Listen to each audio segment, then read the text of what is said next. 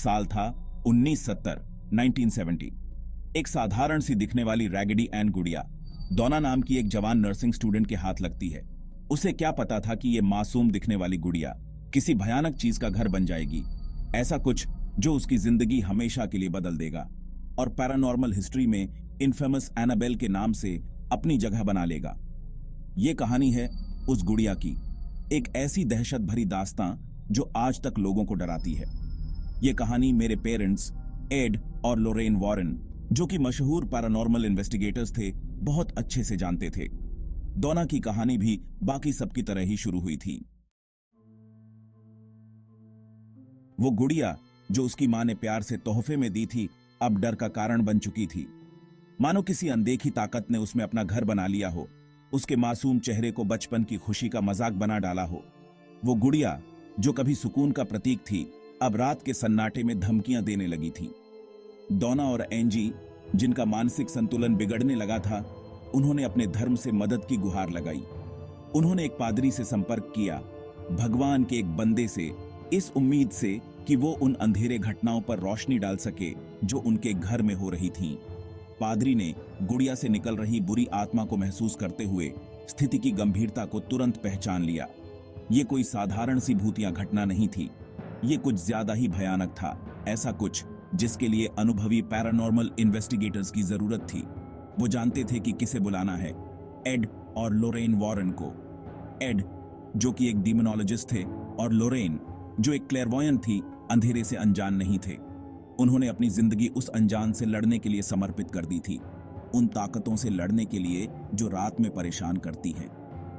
जब उन्हें डोना की भूतिया गुड़िया के बारे में फोन आया तो उन्हें पता था कि वो एक युद्ध के मैदान में कदम रख रहे हैं। एक ऐसी शक्ति से सामना होने वाला है जो जितनी चालाक थी उतनी ही बुरी भी। मेरे पेरेंट्स उस अपार्टमेंट पहुंचे, उनकी इंद्रियां पूरी तरह से सतर्क थीं। हवा में एक अजीब सी घबराहट थी, उस बुराई का एक भयानक एहसास जिसका उन्हें सामना करना था। लोरेन अपनी असाधारण आध्यात्मिक शक्ति से उस बुरी आत्मा की उपस्थिति को तुरंत महसूस कर सकती थी। उसकी काली ऊर्जा गुड़िया से चिपकी हुई थी, मानो कोई कफन। ऐसा लग रहा था जैसे गुड़िया खुद एक माध्यम थी किसी दुष्ट और प्राचीन चीज के लिए। एड, जो हमेशा से व्यावहारिक थे, ने मामले की हर जानकारी को ध्यान से लिखना शुरू कर दिया। उन्होंने डोना और एंजी का इंटरव्यू लिया, गुड़िया की हरकतों, रहस्यमय संदेशों और उस भयानक एहसास के बारे में उनके खौफनाक अनुभवों को ध्यान से रिकॉर्ड किया जिसने उनकी जिंदगी को घेर लिया था। वो जानते थे कि इस बुराई से प्रभावी ढंग से निपटने के लिए उन्हें इसकी प्रकृति, इसकी उत्पत्ति, इसके इरादों को समझने की जरूरत है। लोरेन को जल्द ही पता चला कि वो आत्मा खुद को एनाबेल के रूप में पहचानती है, लेकिन ये कोई मासूम बच्चे की आत्मा नहीं थी। ये कुछ ज्यादा ही खतरनाक था, एक शैतानी शक्ति जो खुद को एक हार्मलेस बच्चे के रूप में छुपा रही थी, अपने शिकार लोगों के साथ खेल रही थी, उनके डर का मजा ले रही थी। ये डिमोनिक डिसेप्शन का एक आम मामला था, एक ऐसी रणनीति जो अक्सर बुरी आत्माओं द्वारा इस्तेमाल की जाती है ताकि अनजान लोगों को अपने झूठ और छल के जाल में फंसाया जा सके। स्थिति की गंभीरता स्पष्ट थी। एनाबेल केवल गुड़िया को ही नहीं सता रही थी, बल्कि वो इसका इस्तेमाल डोना और एंजी को प्रताड़ित करने और संभवतः उन पर कब्जा करने के लिए एक माध्यम के रूप में कर रही थी। मेरे पेरेंट्स जानते थे कि उन्हें इस बढ़ती हुई बुराई से बचाने के लिए उन्हें तुरंत और निर्णायक रूप से कार्य करना होगा। निर्दोषों की सुरक्षा हमेशा उनकी सर्वोपरि चिंता थी। एड, जिन्हें डिमोनोलॉजी का अच्छा खासा ज्ञान था, ने फैसला किया कि सबसे अच्छा तरीका यही होगा कि अपार्टमेंट को एक पादरी द्वारा ब्लेसेड करवाया जाए। आशीर्वाद, जो भगवान की शक्ति का आह्वान करने वाला एक पवित्र अनुष्ठान था, उस जगह को शुद्ध करेगा और उम्मीद है कि उस आत्मा को दूर भगा देगा। ये बढ़ते अंधेरे के खिलाफ प्रकाश की एक किरण थी, डर पर विश्वास की शक्ति का प्रमाण। पादरी अपने हाथों में पवित्र जल और प्रार्थनाओं के साथ अपार्टमेंट में घूमते रहे। उनकी आवाज उनके विश्वास की शक्ति के साथ गूंज रही थी, क्योंकि उन्होंने उस आत्मा को वहां से चले जाने का आदेश दिया। माहौल तनावपूर्ण था, हवा में धूप की गंध और अदृश्य लड़ाई का भार था। ये वहां मौजूद लोगों की आत्माओं के लिए एक लड़ाई थी, अच्छाई और बुराई के बीच, प्रकाश और अंधेरे के बीच एक संघर्ष। आशीर्वाद के बाद मेरे पेरेंट्स ने गुड़िया को अपार्टमेंट से हटाने का फैसला किया, क्योंकि उनका मानना था कि ये उस आत्मा की शक्ति का केंद्र बिंदु है। उन्होंने एनाबेल को केयरफुली एक बैग में रखा और उसे कसकर बंद कर दिया, ताकि घर वापस जाते समय उस आत्मा को भागने से रोका जा सके। रास्ते में भी उस आत्मा की उपस्थिति को महसूस किया जा सकता था। कार में एक घुटन भरा भार उस बुराई की एक निरंतर याद दिलाता था जो वो अपने साथ ले जा रहे थे। कनेक्टिकट में अपने घर पहुंचने पर मेरे पेरेंट्स ने गुड़िया को अपने घर में नहीं रखने का फैसला किया।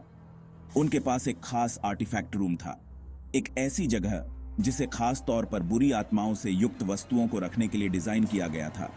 ऐसी वस्तुएं जो बुरी ताकतों के लिए माध्यम बन गई थीं। ये कमरा अपनी धन्य दीवारों और सुरक्षात्मक ताबीज के साथ अलौकिक शक्तियों के लिए एक जेल का काम करता था, एक ऐसी जगह जहां बुराई को रोका और अध्ययन किया जा सकता था। हालांकि एनाबेल अलग थी। अन्य शापित कलाकृतियों के बीच भी ये बुराई की एक स्पष्ट आभा द्वेष की भावना को विकीर्ण करती थी, जो उनकी रीढ़ की हड्डी तक को कंपा देती थी। ऐसा लग रहा था जैसे गुड़िया खुद एक प्रकाश स्तंभ हो, जो अपने चारों ओर के अंधेरे को आकर्षित और बढ़ा रही हो। मेरे पेरेंट्स जानते थे कि वो इसे अपने परिवार के इतने करीब रखकर जोखिम नहीं उठा सकते। एनाबेल की कहानी कई पैरानॉर्मल कहानियों की तरह पिछले कुछ सालों में बढ़ा चढ़ाकर और सनसनीखेज तरीके से बताई गई है। हॉलीवुड ने अपने नाटकीय अंदाज के साथ गुड़िया की बदनामी को भुनाया है और बड़े पर्दे के लिए डरावनी कहानियां बनाई हैं। हालांकि ये फिल्में एक रोमांचकारी डर पेश कर सकती हैं, लेकिन ये याद रखना महत्वपूर्ण है कि वो अक्सर नाटकीय प्रभाव के लिए तथ्यात्मक सटीकता से समझौता करते हुए कहानी में अपने हिसाब से बदलाव करते हैं। सच्चाई हमेशा की तरह कहीं ज्यादा सूक्ष्म है। जहां फिल्में एनाबेल को एक चलती फिरती फिजिकली आक्रामक शक्ति के रूप में दर्शाती हैं, वहीं वास्तविकता, जैसा कि मेरे माता पिता ने डॉक्यूमेंटेड किया है, कहीं अधिक भयावह थी। गुड़िया ने खुद कभी किसी को फिजिकली नुकसान नहीं पहुंचाया। इसकी शक्ति अपने परिवेश में हेरफेर करने, डर पैदा करने और अपने प्रभाव के प्रति संवेदनशील लोगों को प्रभावित करने की क्षमता में निहित थी। असली एनाबेल अपने शीशे के केस में बंद भले ही अपने सिनेमैटिक काउंटरपार्ट की तरह नाटकीय न हो, लेकिन उसकी शांति एक कहीं अधिक परेशान करने वाली सच्चाई को छुपाती है। ये इस बात की याद दिलाता है कि बुराई अक्सर मासूमियत का मुखौटा पहनती है, कि सान मंडेन और अलौकिक के बीच की रेखा बहुत पतली हो सकती है। तर्क और कारण से लैस संशयवादी किसी भूतिया गुड़िया की धारणा का मजाक उड़ाते हैं।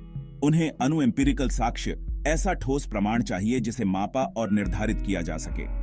लेकिन पैरानॉर्मल अपनी प्रकृति से ही आसान वर्गीकरण को चुनौती देता है। ये वह सब्जेक्टिव के दायरे में मौजूद है, इंटेंजिबल, विश्वास और अविश्वास के बीच की जगह में। हालांकि वैज्ञानिक प्रमाणों का अभाव अनुभव के अभाव के बराबर नहीं है। जीवन के सभी क्षेत्रों के अनगिनत लोगों ने अनएक्सप्लेन्ड घटनाओं, ऐसी घटनाओं के साथ अपनी मुलाकात की सूचना दी है जो तर्क संगत व्याख्या को चुनौती देती है। उनकी कहानियां, जिन्हें अक्सर मतिभ्रम या मनगढ़ंत कहानी कहकर खारिज कर दिया जाता है, एक गहरे सच की ओर इशारा करती हैं कि स्वर्ग और पृथ्वी में उन चीजों की तुलना में कहीं अधिक चीजें हैं जिनके बारे में हमारी फिलॉसफीज में कल्पना भी नहीं की गई है। मानव मन अपनी सभी जटिलताओं के साथ अभी भी असाधारण कारनामों को अंजाम देने, हमारी वर्तमान समझ से परे वास्तविकताओं को समझने में सक्षम है। पैरानॉर्मल को पूरी तरह से खारिज कर देना मानव अनुभव की विशालता को नकारना है, खुद को हमारे वर्तमान वैज्ञानिक विचारधारा की सीमाओं तक सीमित रखना है। हम एनाबेल जैसी कहानियों की ओर इतने आकर्षित क्यों होते हैं? हम खुद को अलौकिक कहानियों से एक साथ भयभीत और मोहित क्यों पाते हैं? शायद ऐसा इसलिए है क्योंकि ये कहानियां हमारे मूल भय, अज्ञात के बारे में हमारी जन्मजात चिंताओं, उन चीजों को छूती है जो रात में हमें डराती है। ये कहानियां हमारी अपनी मृत्यु दर की याद दिलाती हैं, हमारे नियंत्रण से परे ताकतों के सामने हमारे अस्तित्व की नाजुकता की। ये हमें ऐसी दुनिया की एक झलक पेश करते हैं जहां जीवित और मृत के बीच का पर्दा पतला होता है, जहां असंभव संभव हो जाता है और जहां परिचित चीजें पलक झपकते ही भयानक में बदल सकती हैं। लेकिन इसमें सिर्फ डर से बढ़कर कुछ और भी है। ये कहानियां आश्चर्य की भावना भी प्रदान करती हैं। सामंडेन से परे किसी चीज की एक आकर्षक झलक, कुछ जादुई और रहस्यमय जो दुनिया के बारे में हमारी वर्तमान समझ को चुनौती देती है। मानव मन अर्थ चाहता है, अनएक्सप्लेन्ड के लिए स्पष्टीकरण चाहता है। ठोस उत्तरों के अभाव में हम कहानियों, मिथकों, किंवदंतियों का रुख करते हैं ताकि अपनी समझ में आई कमियों को दूर कर सकें। हमें परिचित आख्यानों में उन आर्केटाइप्स में सुकून मिलता है जो हमारे गहरे डर और इच्छाओं के साथ प्रतिध्वनित होते हैं।